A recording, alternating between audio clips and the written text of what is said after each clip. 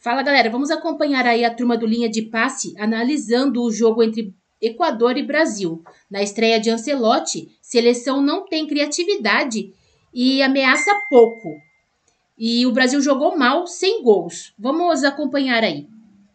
Fãs de esportes, estamos de volta com o Linha de Passe. Vamos falar de seleção brasileira, uma seleção que todo mundo estava naquela expectativa. A estreia do Carlo Ancelotti foi do jeito que imaginávamos? Não. É o primeiro jogo? É. Mas é claro que aquele primeiro jogo pode ser o que dar a confiança, a empolgação, inclusive para os jogadores também, para o restante do trabalho. Veremos o que o Carlo Ancelotti fará também aqui em São Paulo quando joga contra o Paraguai. O Paraguai que venceu hoje a sua partida também de eliminatórias. Estou ao lado do Breler, como eu falei, e começo com ele, porque ele está no canto da mesa. Opa. Então ele tem a prioridade hoje. Desculpa, Gustavo Zupac e restante da nossa mesa. Tudo bem, Breler? Tudo bem, Marcelo. Boa noite. Boa noite para você. Esperava muito mais?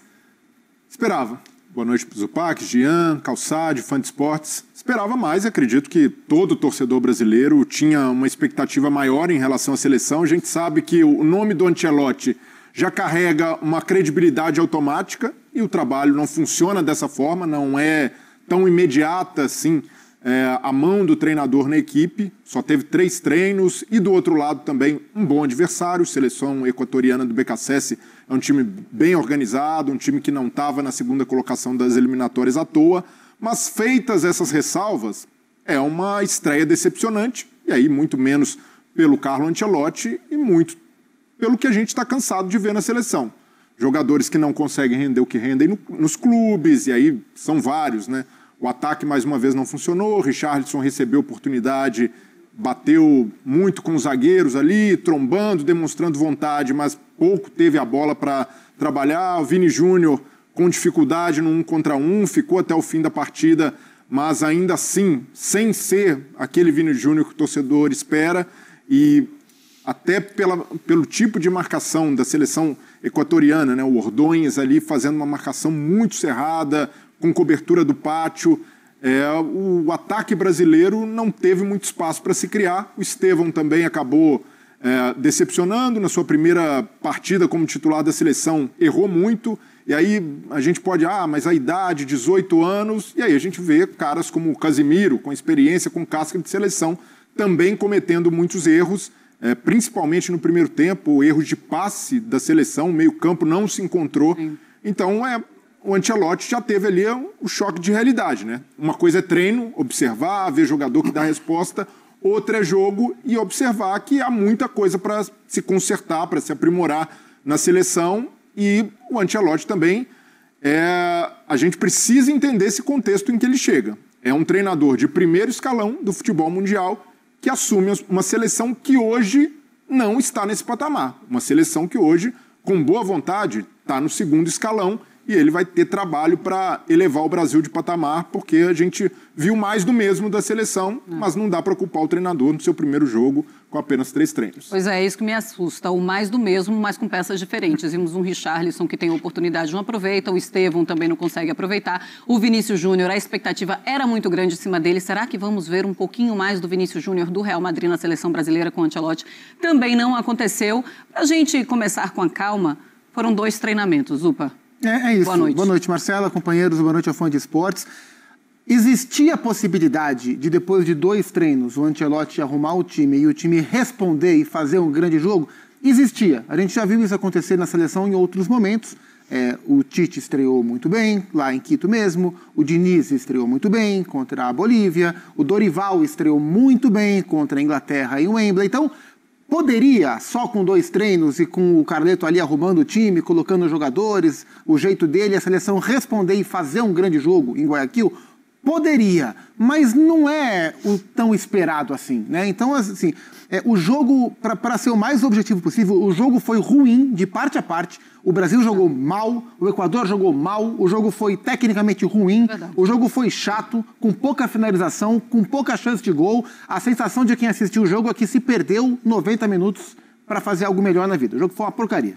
Mas é compreensível que, num primeiro momento, as coisas não aconteçam do dia para a noite, né? Isso não quer dizer que não vai acontecer, não quer dizer que o Vinícius não vai ser o Vinícius do Real Madrid. Tudo isso é uma questão de desenvolvimento e talvez as coisas aconteçam. O que eu achei, assim, o que eu vi em termos de o que funcionou mais, o que funcionou menos, o Brasil tentou ser um time organizado, assim, postado em campo. Então, os movimentos defensivos dentro dessa organização funcionaram bem melhor do que os movimentos ofensivos. Ofensivamente, foi um time quadrado, muito engessado, com pouca aproximação. O meio-campo praticamente não participou da coordenação ofensiva. Casemiro, que nem era tanto obrigação dele, mas Guimarães e Gerson não conseguiram se aproximar tanto dos homens de frente. E nas vezes que a gente viu o Vini tentando 1 contra 1 com o Ordonhas, o Estevão do outro lado tentando 1 contra 1 contra o Estupiñán, era muito distante dos demais jogadores. Então foi um Brasil que ofensivamente deixou muito a desejar, muito quadrado, muito engessado. E defensivamente, como estava ali postadinho, uma linha de 4, uma linha de 5 para marcar e só o Pombo, o Richarlison mais à frente, acabou que não sofreu tanto, um pouco pelos lados, mas o Equador também não fez um grande jogo. Foram 10 finalizações no total, 7 para o Equador e só 3 para o Brasil. Foi um jogo muito ruim e muito chato, que valeu o ponto que aproxima o Brasil da Copa do Mundo. Pois é, o Brasil, então, agora com 22 pontos, segue na 4ª colocação nas eliminatórias. Jean, dava para esperar muito mais? Foi decepcionante? Calma? Como é que você analisa essa estreia? Tudo bem? Boa noite, Marcela. Boa noite para todo mundo. Mas eu acho que assim, é óbvio que estava todo mundo com uma ponta de esperança, né? Todo mundo queria ver. Eu mesmo brinquei ontem no Futebol no Mundo e falei, cara, toda vez que tem linha de passe de seleção brasileira, eu cometi esse sincericídio ontem. Eu falei, eu não suporto, assim, eu acho o programa mais chato para se fazer, em geral, é um linha de passe depois de jogo da seleção brasileira. Bom saber, você estará no próximo. Evidentemente, não sendo um jogo de Copa do Mundo. Tem esses jogos de eliminatórias que não valem nada e tudo mais, mas hoje era diferente. Hoje, evidentemente, era diferente. A gente tinha uma expectativa, a gente tinha talvez uma esperança. A esperança é mais na linha do que o Zupac falou. Podia acontecer, podia, mas não era o normal. Eu acho que não era o normal, até porque, é bom deixar claro, a gente está falando, hoje eu acho que dá para afirmar sem muito medo, que este jogo que o Brasil acabou de fazer é o segundo jogo mais difícil que o Brasil tem nas eliminatórias de Copa do Mundo. O primeiro, né, não precisamos falar muito, foi a goleada sofrida para a Argentina. A Argentina fora de casa sempre vai ser o mais difícil. Graças a Deus que o Ancelotti não estreou contra a Argentina. Agora, talvez também se tivesse estreado contra a Argentina, eu até acredito nisso. Dois, né, Jean? Não ia tomar goleada. Porque aí eu acho que tem o que o Zupac falou, a questão da organização defensiva, ela ficou muito clara. Foi uma seleção disciplinada taticamente, uma seleção organizada defensivamente, uma seleção concentrada o tempo todo, mas uma seleção que, mais uma vez, não consegue produzir. Não consegue produzir muito pelo meio-campo. É um meio-campo que não produz ofensivamente, é um meio-campo hoje com uma figura diferente, que é o Casemiro, que é importante defensivamente, que é uma referência, que tem qualidade de passe também, mas de resto, assim, a gente tem a Bruno Guimarães, de novo, foi mal, né? Que a gente sempre vem falando que o técnico da seleção vai ter, acima de tudo, fazer com que os caras consigam jogar na seleção o que jogam nos seus clubes. O Vini, dos 3 da frente, foi o que tentou um pouco mais, não conseguiu ser o Vini na sua melhor versão, mas foi aquele que tentou um pouco mais. E aí, só para dar um destaque, acho que negativo, para mim foi o Richarlison. E eu digo isso assim, com dor no coração, porque eu gosto do Richarlison, acho legal que ele esteja na seleção, ele viveu a melhor fase dele com o Ancelotti, mas obviamente tem um foco muito grande sobre ele, né? Quando ele foi convocado, muita gente criticou, e acho que no seu primeiro jogo, não quer dizer nada também, ele não foi bem. Em compensação, o Alex na zaga, talvez o melhor jogador da seleção brasileira hoje, e vale lembrar, né? Uma estreia, quer dizer, uma primeira partida como titular de seleção brasileira, então aí já para pegar as escolhas específicas do Ancelotti, né? Uma que não deu muito certo lá na frente, que foi o Richarlison, e uma que deu muito certo lá atrás, que foi o Alex. Vamos ficar com o Alex, então, viu, Zupa? Melhor. O Alex vai ficar mais fácil pra gente saber quem é quem ali na parte defensiva. Alexandre ter 2 Alexandres não existe, né? Um lá do outro. E ele pediu para ser chamado de Alex, né? Ótimo, então, tá assim... Alex R. Fala, Calçade, tudo bem? Olá, boa noite. Tudo bem, Marcela? A minha expectativa não era grande, não. Não? Porque, Eu estava muito iludida. Sim, sabe, se vem o Carlo Ancelotti, a gente muda tudo. É uma varinha mágica. Não é... Estava nesse nível, assim. A minha expectativa ela era alta tarde, né, para Espanha e França. E aí ela foi perfeitamente preenchida. Acho que até houve um exagero. Mas aí sim. E aquele jogo de tarde, em paralelo a esse, mostrou o quanto nós vamos ter que trabalhar. Mas nós vamos ter que trabalhar muito. E não tem jogo e tempo para isso. Como o Carleto vai dar um jeito aí, não tenho a menor ideia. E como a gente está distante dessa turma, distante, né? Não, mas muito distante, né? Você pega Espanha e França, mesmo Alemanha, Portugal, nós estamos assim na rabeira deles, na fila. Agora, tem um ano para a Copa, pode ser. É que como a galera que começou a trabalhar de um jeito diferente, melhor, e a UEFA criou a Nations League, então você não tem mais espaço preenchido com porcaria. Na Europa, tudo é grande jogo hoje em dia. Tirando eliminatórias, que você pega um Luxemburgo pela frente, Malta, mas é jogão. Agora, E é um desenvolvimento. Eles se queixam disso, né, Calçade? Porque eles falam que tem muito jogo grande e que aí você desgasta demais. Mas eu estou de acordo com você, mas acho que é melhor para eles do que para a gente. A gente fica aqui, né, com a show correndo atrás do rabo. Então eu não tinha expectativa gigante, eu achei que ele ia ter problemas. O cara que treinou com todo o grupo na terça, viajou, na quarta, fez um treino, que é véspera de jogo, então você tem que controlar o treino. Na quinta, o time joga, eu vi, individualmente falando, coletivamente, foi fraco. O Alex, o Casimiro voltou bem, ele tirou de bola ali, o que ele deu a segurança que o Ancelotti confiava que ele traria de volta para a seleção. E aí tem que trabalhar, tem que desenvolver. O que vai acontecer, pode acontecer, é o Brasil ganhar uma posição, que é, se ele vencer o Uruguai, que é terceiro, que ganhou o Paraguai, que ganhou do Uruguai hoje. O Paraguai é terceiro colocado com 24 pontos. O Brasil, ganhando o Paraguai, vai a 25, toma o lugar do Paraguai. E não pode ser alcançado pelo Uruguai, que tem 21. Então o Uruguai, no máximo, pode ir para 24. Então ele ganha uma posição, fica na terceira, ninguém vai alcançar a Argentina, esquece. É isso. Eu vejo a seleção cheia de problemas. Né? A grande tarefa do Carlos Ancelotti, se ele conseguir, é criar um meio de campo que jogue futebol. Isso não é um problema desta Copa, não é um problema da anterior e não é um problema nem de 2014. Há muitos anos o Brasil não tem um meio de campo referência. Você fala, uau, esses caras aqui são perigosos e jogam. Né? E curiosidade nessa classificação, o Equador tem 6 empates, todos 0-0. Então o Equador, que é o segundo colocado das eliminatórias, tem 6 placares 0-0 nas eliminatórias.